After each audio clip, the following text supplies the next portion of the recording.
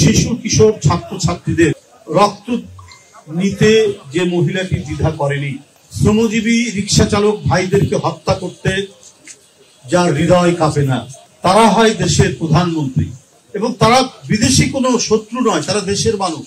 ইমন বাবু, নুরু ব্যাপারীরা এই দেশের মানুষ। শেখ হাসিনা, আপনিও তো এই দেশের মানুষ।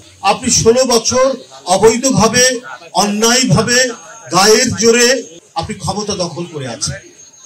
আপনার নির্বাচন, এটা যে পাতানো নির্বাচন হতো, জোর করে একতরফা নির্বাচন, সেই নির্বাচনে আপনি ক্ষমতা দখল করেছিলেন, সিলমোহর করে নিয়েছিলেন, মৌরুষি পাট্টা করে নিয়েছিলেন চিরদিনের জন্য, যে আপনি ক্ষমতা থেকে যাবেন না।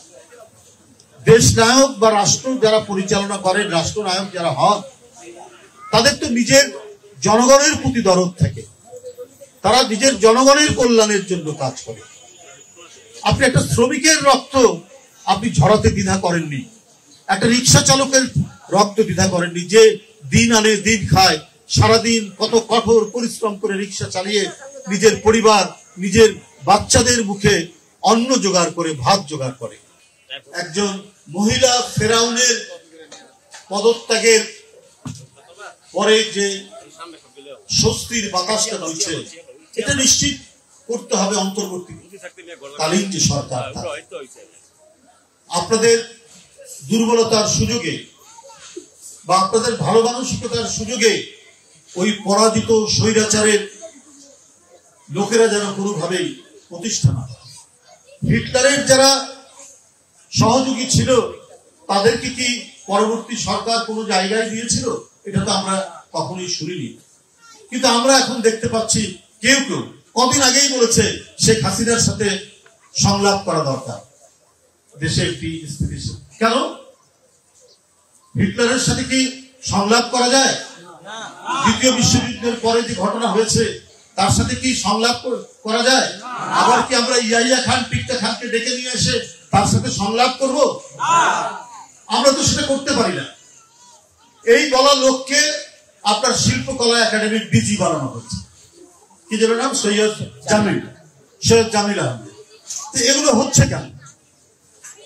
আজকে তিনি কয়েকদিন আগে বলেছেন যে পালিয়ে থাকা রামেন্দ্র মজুমদার, নাসিরউদ্দিন বাচ্চু, এদেরকে নিয়ে আসা দরকার।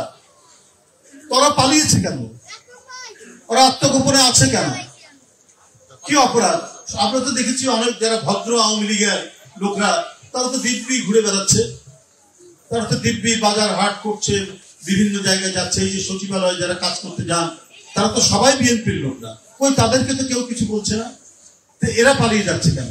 কারণ এরা 16 বছর ধরে শেখ হাসিনার অন্যায়কে ন্যায্যতা দান করেছেন। এই সমস্ত নাট্যকার, এই সমস্ত আপনার সংস্কৃতিজীবী, এই সমস্ত তথাকথিত বুদ্ধিজীবীরা, তারা এই কাজটি করেছেন মুনতাসির মামুনরা, শাহরিয়ার কবিরা। আবার আপনি শেখ হাসিনাকে ফিরিয়ে আনতে চান? আপনি যদি শেখ হাসিনাকে ফিরিয়ে আনতে চান, তাহলে হয়তো আপনাদের সুবিধা হতে পারে, কিন্তু গোটা জাতি চিরদিনের জন্য কৃতদাস হয়ে যাবে, বন্দী হয়ে যাবে শেখ হাসিনার কাছে, আর শেখ হাসিনার প্রভু ভারতের কাছে। গোটা জাতিকে তারা একেবারে উন্মুক্ত একটি কারাগারে পরিণত করবে এবং তাদের হাত থেকে আর বের হওয়া যাবে না।